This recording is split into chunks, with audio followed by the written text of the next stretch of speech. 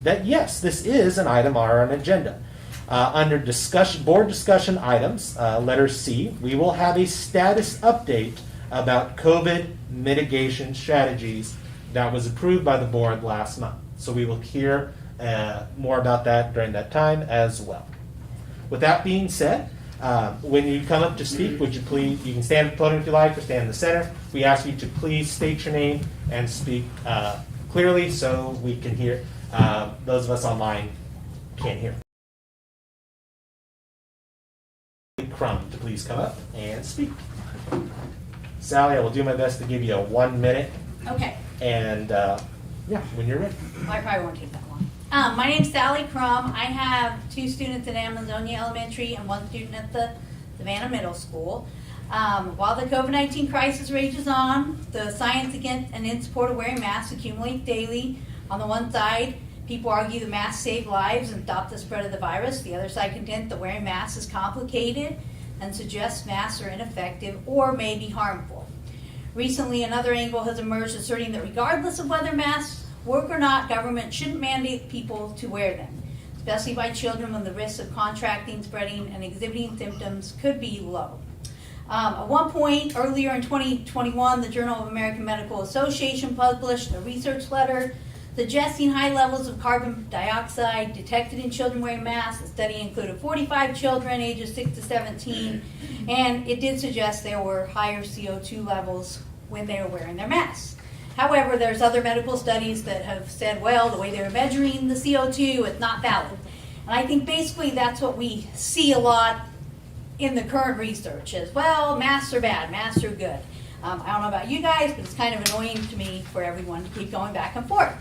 However, lots of parents are speaking up, writing letters, claiming their children aren't able to breathe as freely. They might have headaches, definitely causing some acne problems. And so there are some concerns with the wearing of the mask the whole time. One of my daughters loves to wear a mask, the other one absolutely hates it. And the middle school son, he just kind of does whatever he's told. He's a great kid. So I'm not really here to necessarily speak specifically on my kids and their ability to wear a mask or not. But this, and just based on last year, what I noticed was there were several sporting events. My son plays basketball, so when they were on the court and they were running, no masks were required. With track, no masks were required, right?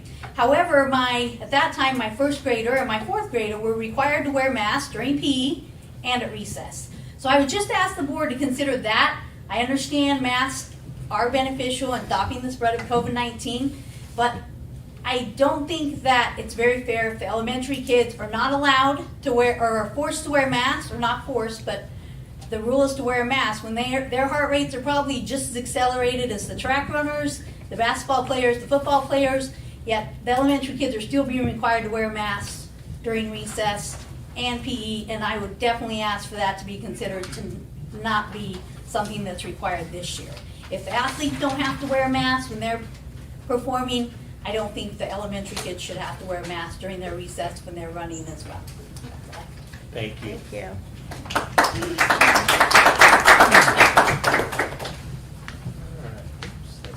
Our next speaker on the same topic, Miss Joy Schniffelman. Shuffleman. It's close. My apologies. Close. Hi, my name is Joy Shuffleline. I've been here 18 years. This is my second and third child to attend mini Klein. I have one currently going into 2nd grade and one currently going into 3rd grade. My concern is the masks being put on the children 7 to 8 hours a day, and they have to breathe back in what they're breathing out, for one thing. But from July 1st, the AMA Journal, JAMA Pediatrics Monthly Journal, ages 6 to 17, normal breathing carbon dioxide is 400 parts per million. Above 2,000 considered acceptable. 13,120 to 13,910 ppms inhaled by children wearing a mask. That's 6 times higher than acceptable. Johns Hopkins School of Medicine, August 9th, 2021. Facial expressions are the integral part to human connection, especially in young children, i.e. fear, confusion, happiness, Covering a child's face mutes these nonverbal forms of communication and results in robotic and emotionless interaction, anxiety, and possibly depression. Seeing people speak is a building block on phonetic development. By hiding teachers' lips and muffling their speech, mask wearing makes it harder to develop linguistic skills and social skills when unable to see others speak. Side effects from masks include reluctance to go to school, unhappiness, headaches, hard to concentrate, impaired learning, drowsiness, and fatigue. In my older granddaughter, she is 8. Our church recently mandated masks. She won't wear one. She went to the dentist. They couldn't even put the mask on her for her to get her dental procedure. That's how affected she is. She has her best friend that is in another class. 1 minute. Thank you. You can still. Oh, I can go. Yeah, one more. I didn't mean to catch Last up. year during the school year, her best friend was in another class. Classes were segregated. She had to wave hello to her best friend. Come home crying because she couldn't play with her best friend. I just think that the masking of the children is incorrect and it's wrong. It's not become normal for a child to look at us and see us in a mask. That's not normal. They need to see us. They need to be able to see what we're thinking by our facial expressions. As we all know, we do facial expressions. A child does it too. If a child's angry, mad, sad, you know. With a mask on, you can't tell anything. So I really request, and I'm begging you, please stay at Tier 1. Thank you. Thank you.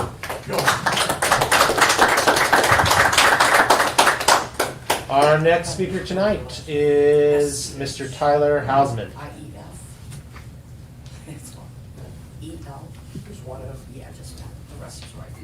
Hello, I'm Tyler Houseman, and I represent Sanity.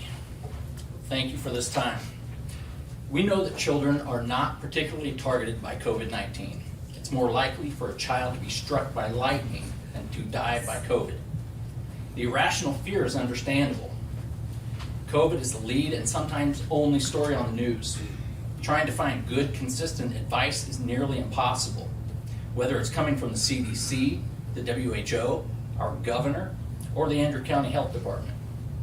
Competing or dissenting views and discussions are being censored or banned from the internet. But it is time to get back to educating our children and allowing them to develop and interact like normal human beings. And yes, that means there will be disagreement and debate. There will also be illnesses, like there have been for time immemorial. We should keep sick kids at home. We should all keep our hands cleaner. We should respect others' personal space and property. These are all lessons that we have relearned the importance of and should carry forward. Masking healthy children and adults is inhumane and potentially dangerous. After wearing a properly fitted mask for as little as 15 minutes, the mask has become a warm, moist breeding ground for bacteria and fungus. I know because I had to do it today at a doctor's appointment. Masks that are reused, worn improperly, or contaminated are a danger to the wearer. I would like to ask the board, and you can publish your answer later, what studies can you cite that there is no harm done to children or adults when masked properly for prolonged periods, especially with regards to hypoxia, lower blood oxygen levels, and hypercapnia, high levels of carbon dioxide in the bloodstream. If a mask mandate is put into effect by the school board, I encourage all parents to follow the lead of great historical figures such as Martin Luther King Jr. and Mohandas Gandhi and participate in civil disobedience. One idea is to send our kids to school with no masks. Politely say, we are not wearing face coverings. Don't participate in any district virtual learning. Keep showing up for school on time without masks until the message is received. I believe our elected leaders should be brave and be there to protect our freedom and liberty, not to subject all of us to their cowardice. This Board of Education has done its darnest to demoralize this community over the last year and a half. You now have a choice. Do you want to earn our respect and trust back? Let parents and students make the decision whether to mask or not to mask. Thank you.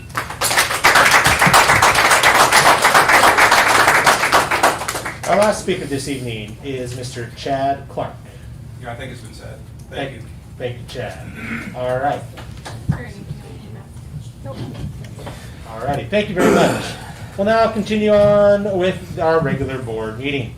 At this time, is there any additions to the consent agenda before we approve the agenda? I would recommend items B, approval of bills, under action items. Items B, coordinators for 21-22 school year. Item D, the SPED service compliance plan. And item E, the certification of election results, be added to the consent agenda. Any objection? Do I need a motion? Can I get a motion, please? So moved. Thank you, Stancy. Second. Thank you, Rebecca. Everybody good? Any questions? Okay, we're just voting to move those 3 items. All those in favor, please say aye. Aye. All those opposed, same sign. Any abstention? Motion carries unanimously. So that would B, C, and E. Very good. Are there any, is there a motion to approve the consent agenda? So moved. Thank you, Rebecca. Is there a second? Second. Thank Give it to you. Linda. Give it to Linda. Is there any discussion at this time regarding the items on the consent agenda? Seeing none, we'll proceed to vote. All those in favor of the consent agenda, please say aye. Aye. All those opposed, same sign. Any abstentions? Motion carries unanimously. Thank you. We'll now move on to our first action item, the general journal. Dr. Curry. First thing I'd like to point out is under receipts. If you look at the total for this month, you can see we're $602,000 behind where we were last year. And if you look down the Fund 1, Fund 2, or Fund 4, that's all basically majority of that is in, or not all of it is in Building Fund 4. It's because we received that late payment from the insurance for some roofs we did at the high school that went over to the next fiscal year. Our ending balance, we're still trending well. That's going to start leveling out as we start doing projects like the roof at over at Amazonia, and we start adding in more projects. Very good. Are any questions regarding this month's general journal? Is there a motion to approve? Motion to approve. Thank you, Rebecca. Is there a second? Second. We're going with Deb this time. Thank you. Any further discussion? Seeing none, all those in favor of approving the general journal as presented, please say aye. Aye. All those opposed, same sign. Any abstentions? Motion carries unanimously. All right, action item C, change of meeting date. I would love for us to be able to resolve this tonight. Yay. Me too. Okay, so the item that we have written on the agenda right now is moving from Tuesday to Thursday, either the second Thursday or the third Thursday. Linda, which one did you object to? Third Thursday works for me, second Thursday does not. Third Thursday of the month. So, just for reference then, starting in September, should we adopt this, we would meet on the 16th of September, and then we would meet on the 21st of October, and we would have to figure out something for Thanksgiving. Joe, if the majority works for the second Thursday, then I'll just miss my meetings of the group that I attend on that day until we're done. Okay. Is there any thing to consider, like paying bills that would influence the second or third Thursday? I mean, are we going to be incurring late fees or anything like that? No, matter of fact, I think when we talk to our accounts payable, they like the later date. Dan, did that date work for you? Because we Sure. didn't Yep. vote last month, for sure. Okay. That's fine. So we're gonna go shoot for the third? Okay. If, One caveat, Please. The month of April, there is state statute that dictates how soon after the election you have to have your reorganizational meeting. So we would probably have to move just the April meeting every year. April and November.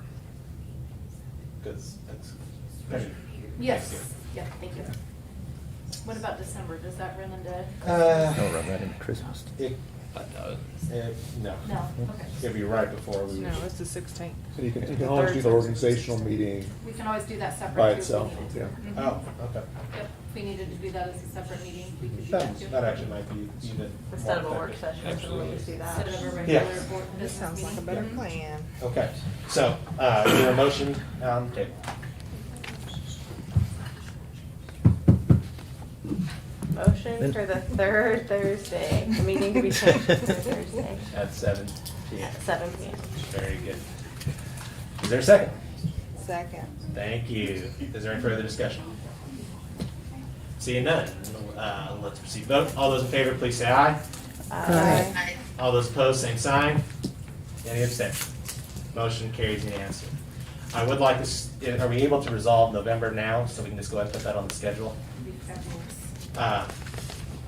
Wait, third Thursday? Yeah. And maybe if I could just count. No, we're good. It's the Okay, 18th. never mind. Yeah, my apologies. My Math. apologies. Math. Math is hard. Okay, we will now move on Joe, to, can I ask a question? please. In November, Mhm, it'll be the 18th. mhm. Okay, and then will the 15th be our work session? So work session will come before the meeting Yeah. that month? Yeah, it'll have a new, I guess, what's the word I'm looking for, sync to it, a synchronization to it. Okay. But I think that'll lead us into, Okay, yeah, and as we saw tonight, we got a good discussion before the meeting, but that way we're not Mhm. rushed. Yeah. And I also, I think, if we have questions that we need our administrators to come back with us, that'll give them time to respond. Okay. I enjoy Thank I enjoy the work sessions before the board meeting. It's just a consolidation of time. I agree when there's a light agenda. That does make your, just so I make sure we're all on the same page, that makes your work sessions, barring a holiday, the third Monday, Mhm. and then regular board meetings the third Thursday, correct? Okay. Yeah, so that third week's gonna be busy starting. Knock it out in a week. Yeah. That's all right. Good to know. Very good. Okay. Thank you. Then, like I mentioned, we just had a brief work session before.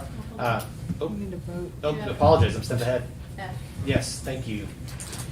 Moving on to item F, salary increases.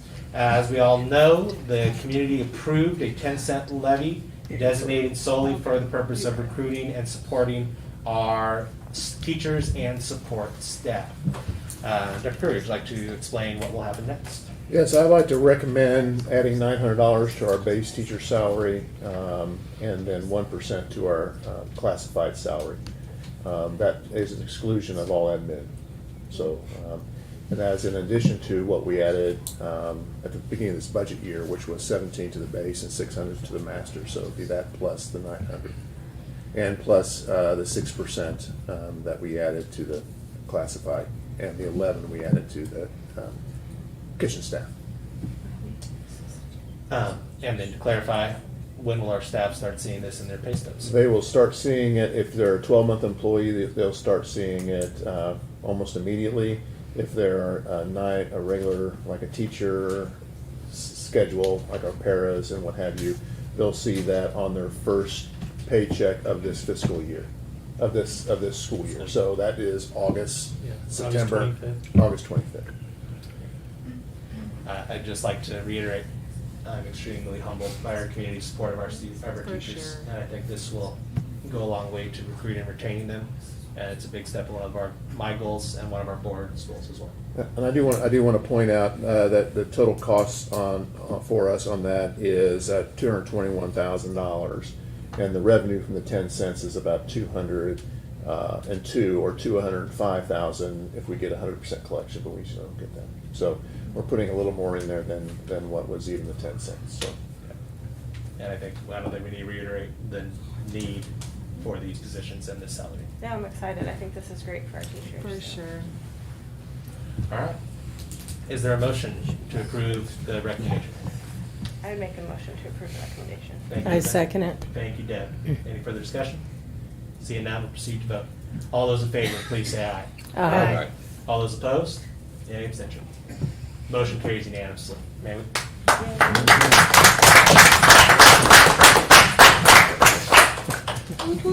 On those similar lines, we added an item to the action items as a result of a work session and as a result of a deadline required by the state. If the board, as we also know, one of our propositions to the community failed by less than 1%, and we had a discussion earlier this evening in open session regarding the next steps forward. If we would like to revisit, to bring an item back to the voters, we are on a deadline, and that would be, we have to act by August 24th to inform the county clerk of our intent to hold an election. If we wish to pause, like we mentioned, April, and then the next calendar year election cycle. I think we have the discussion. Is there anybody like to say anything or would like to make a motion? No, I'll, just because we had discussion, just for transparency, my thoughts were, because we got turned down again, is just buy a little time and don't put it right on the November ballot. I think it's something we put on the ballot in the future, but do a little more homework about making sure we're very transparent with how the dollars are being spent. That was my feedback. Thank you, Rebecca. I don't disagree with you, Rebecca, but we've had the discussion that it took so long to pass the middle school, and I just want to keep being more transparent, and I keep wanting to put our issues in front of the school, in front of our community, so that they continue to see that we're not going to change the message because these are real needs. There are real air conditioners that are 25 years old and real roofs that need help. So. I really like the idea of using our work sessions that will be in travel to the different buildings, to use that as for us to see it one more time, even though most of us have seen it multiple times, as well as showing to our community some of the more demanding needs. And just, so regardless, if it would pass in November, April, or August, we would not see funds till next year. So any of those, it would be next year's funds. Correct. I would recommend to the board considering running the 15 cents 10-year sunset for the November election as we presented to the voters in August. But I need a motion and a second. So moved. Thank you, Pam. Is there a second at this time? Second. Thank you, Linda. Is there any further discussion at this time on that motion? Seeing none, would you please call the roll, Jess? Can you repeat that, Joe? Yes, the motion on the floor is to run the same language, proposition SR3 maintenance, I'll pull it back up to make sure I read it right. A 15-cent levy with a 10-year sunset, the same language that we presented in August to voters. In this coming November? November of 21, yes. Okay. Stancy? Yes. Joe? Yes. Rebecca? No. Linda? Yes. Than? Yes. Jamin? Yes. And Deb? No. By a vote of 5-2, the motion carries. Thank you very much. We will then put an item on probably September's board regular session meeting, if not our work session, to talk about what that will look like and our next steps in that regard. And we'll talk later on about the touring process for our buildings again as well. Thank you very much. And the language will be a little bit different because we had to add language in there, both had passed. Mm. So that part will be taken out, since we're not running two at the same time. Does that make sense to everybody? Okay, Right. thank you. Very good. All right, we'll continue on to our discussion items. August work sessions. Jess, do you want to talk about this for us, please? Sure. So our August work session is scheduled for this coming Monday. We have discussed starting a rotation where we move work sessions around to our buildings. But August, we don't have one. We don't have one in a building, just as a courtesy to our building administrators and building staff. We're working frantically to get that building ready for school. So We will not start touring until September in Helena.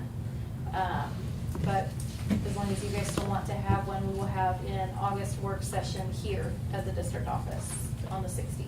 So my question to the group is, we'd like to start our conversation about the November election next week, or do we want to take some time, regroup, and have a discussion at the September meeting? Say what? Say that again. I'm sorry.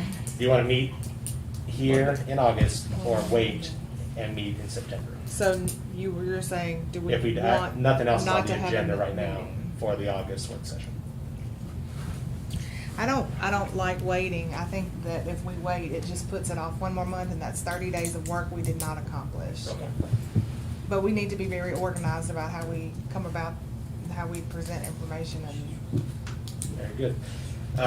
That sounds fine to me. So we'll have our 6:30 on August 16th, correct? Yes, sir. Here at central office. Excellent. Our next item on the agenda is mascot submission process. Jess? Oh, I also put this one on here. So the board had discussed that we want to do some kind of a process so that people can submit mascot ideas. So I just threw some things down on paper to get the conversation started. I know initially we had talked about starting that submission process in September after Labor Day to kind of get the back to school craziness past, and then we can focus on the submission process. We didn't really discuss an end date. I kind of threw one in there. I think that was the middle of October, so we definitely need to figure out what we want to do with that. Again, we said that it would be, which I have in there, we just need to revisit that it would be open to community members, alumni, current students. Thanks. I think it's faculty staff, but then Okay. community members. Okay. So we just need to kind of iron out what that will look like. And as soon as you guys are comfortable with that, whenever you want to roll it out, we'll have it ready. We did talk with admin today. They're gonna come with a plan on, our next admin meeting on the 31st of getting recommendations from their buildings, from elementary all the way up through high school. So, Yes. getting our Recommendation for kids submissions? Is that what you're saying? submissions, ideas, whatever that's gonna look like, and that could look different in each building. We're letting administrators come up with a plan for their buildings. So that's the other thing that we need to be sure and hammer out here today a little bit is what it looks like after the submission process. Once everything's in there, I know it's really important to you guys to make sure students have a say in that and that they have a voice in that, which is great. We can totally make that happen. We just need to talk about how we want to make that happen, or what that looks like to you. As part of our committee work for the grants that we're just starting discussions on, Stanton and I did have a conversation with Atchison School District and their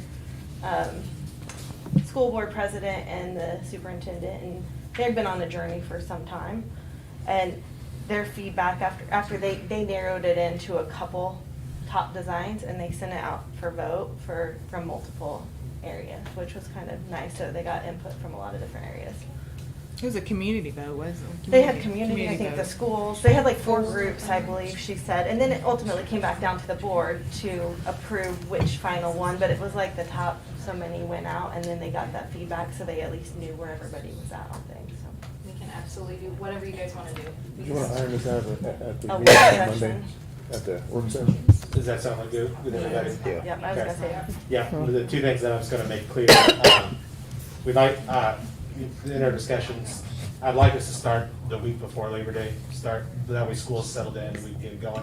And two, I'm very adamant that it's resolved by the November board meeting. November board Yeah, meeting, okay. because I'd like our business communities, our businesses, our school clubs that want to begin selling merchandise, have that opportunity before the holidays. Okay. And give that advantage to them. All right, thank you. Our next discussion item, SR3C, I'm just gonna read it real now. The Savannah R3, safe return to in-person instruction and community continuity of service. Words are hard. There you go. Dr. Curry. So the board approved our three-tier plan at the last meeting. You know, one of our, as a district, one of our main purposes is to keep kids in the seat in the classroom because we know that they learn best when they're in the building. Through many discussions, what we are planning on doing here on the first is we are going to stay open up in Tier 1, which is mask optional. We're gonna change that and just make that highly recommending people to wear masks, but it's still going to be their choice. We are putting a cutoff number percentage per building. So when a building reaches 8% of either having been positive, which we didn't have a lot in our buildings last year, or quarantine, because that quarantine means they're not in our building learning. When that percentage reaches 8%, just that building will then do masks until that number drops down below 8% for a couple weeks, and then it will hopefully ease up on that. So the idea again is for us to keep kids in their seats in their buildings and do the best we can for that. With that, with the last CDC guidance outside, they don't recommend actually having they took outside masks off. So when the kids are outside, they're not going to be required to wear masks, even if we do masks in the building. So the 8% is what's going to move that over from Tier 1 to Tier 2 are yellow. One of the things. All the quarantine practices are not controlled by us, and they're going to be the same. They're controlled by the CDC, and our health department follows them. And we have to follow the health department. So all the quarantine guidance is the same as it really we ended last year with.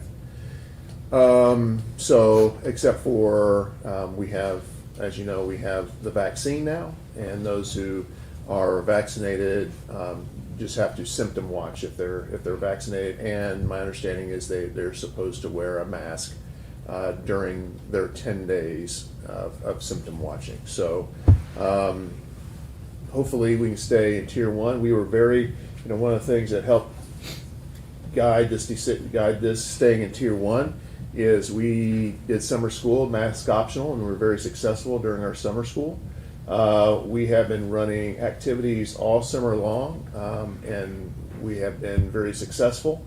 That's one thing I have learned within the COVID. All of this could change in a very short period of time, and we definitely hope it doesn't change. All the mitigations that we did last year in the buildings will remain the same. So we'll be wiping down desks. We talked today at our admin meeting with our food service coordinator about what it's going to look like, feeding kids and trying to keep the social distance, because the idea is we don't want to go to Tier 2. So keeping our kids, whatever we can do to keep them out of being exposed to the virus, and also keep them out of quarantine will keep us there in that tier. So that's what we are looking at doing and staying in Tier 1. Any that I forgot? Any? I'd like to add, I got to sit in on the conversation with Andrew County Health, as well as Brian and Eric and Jess as we went through the evaluate situation. This is not something we pulled out of the blue. We were seeing other school districts implementing a very similar model around Springfield. So we looked at comparable school districts in terms of location to areas that had extremely high COVID rate and how they were mitigating and responding, and use that to model this approach. And I completely agree. It will ebb and flow. I would also like to add that as we meet again, we'll continue to reevaluate the situation as a board, checking on it between Dr. Curry's updates with us, and then any other information that needs to come our way. I'm sure the admin team will pass that along to us. I appreciate having a guidance. At least we know when to expect to be in something and when we expect to be out, because I think the unknown of having to wear a mask all the time, or the unknown of not, we got a lot of dissatisfaction. So we'll see how the first of the year goes, but there's if what we've done already, one of the things that, we talked to the admin team about today is personal responsibility. And, it's a lot easier to expect personal responsibility from our high school kids than some of our kindergarten kids who act so much by just because they're kindergarten kids.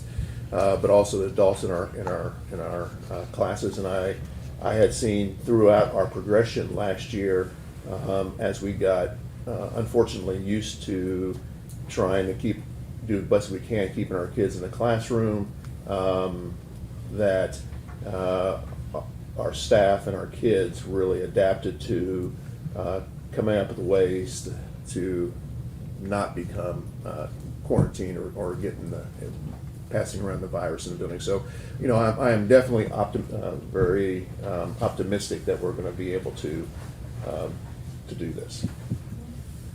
Are there questions from the board at this time? Dr. Curry, there's one caveat to that, that there's a federal mandate. Oh, yes. About school buses.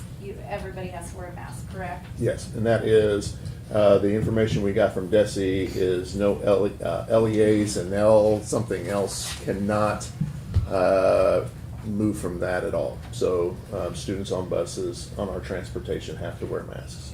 And that's beyond our control. All beyond our control. Okay. Thank you, Dr. Curry. Well, obviously, we'll continue revisiting this as we go. All right. Very good. We'll continue on the agenda. I see no district reports this time, I assume because we're getting ready to go back to school. So I just want to say I have a great opportunity. Deb's going to join me with some of the back to school meetings with our new teachers. I want to thank Julie and Belinda for all that you guys are doing to get our school district and our teachers ready to go. I want to thank our admin teams. I want to thank our community that have stepped up and provided things. I know the Chamber of Commerce provided lunch. And it's been a nice way to show off our community. Informational items.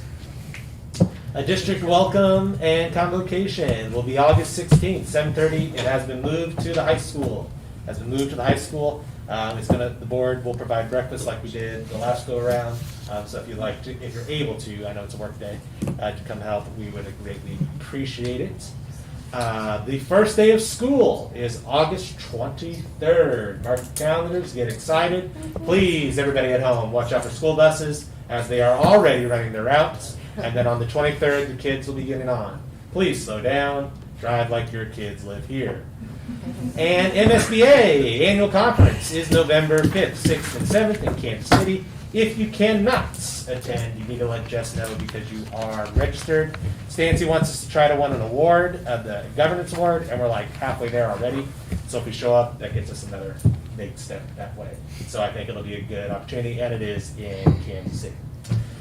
With that being said, we'll see you next week, next Monday, 16th. Monday the 16th, back here for our work session. Is there a motion to adjourn? I so make a motion. Decided and second. All those in favor, please say aye. Aye. The meeting is adjourned. Thank you, everyone, for joining us tonight. Joe Marbo's, this is like a classroom. When people are talking, you've got to